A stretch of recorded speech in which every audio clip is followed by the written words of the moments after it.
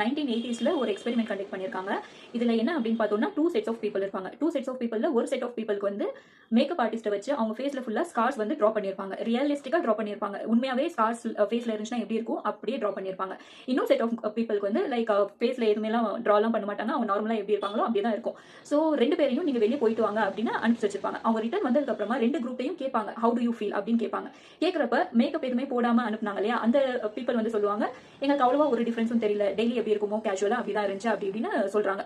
So இன்னொரு set of people இருக்காங்க இல்லையா, ஸ்கார் போட்டு அனுப்பணும் இல்லையா, அவங்கள்ட்ட கேட்கறப்ப அவங்க சொல்றாங்க, லைக் எங்களுக்கு வந்து ரொம்ப ஜட்மெண்டலா ஃபீல் ஆச்சு, எல்லாரும் எங்களையே பார்த்துட்டு இருக்க மாதிரி ஃபீல் ஆச்சு, ரொம்ப டவுனா இருந்துச்சு அப்படின்ற மாதிரி சொல்றாங்க.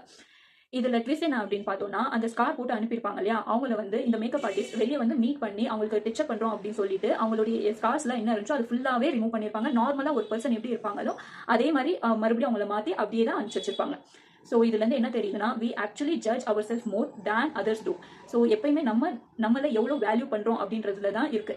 ஸோ அடுத்தவங்க என்ன யோசிப்பாங்க அப்படின்னு யோசிச்சுட்டு இருந்தோம்னா நம்ம எதுவுமே பண்ண மாட்டோம். கரெக்டா? பாய்.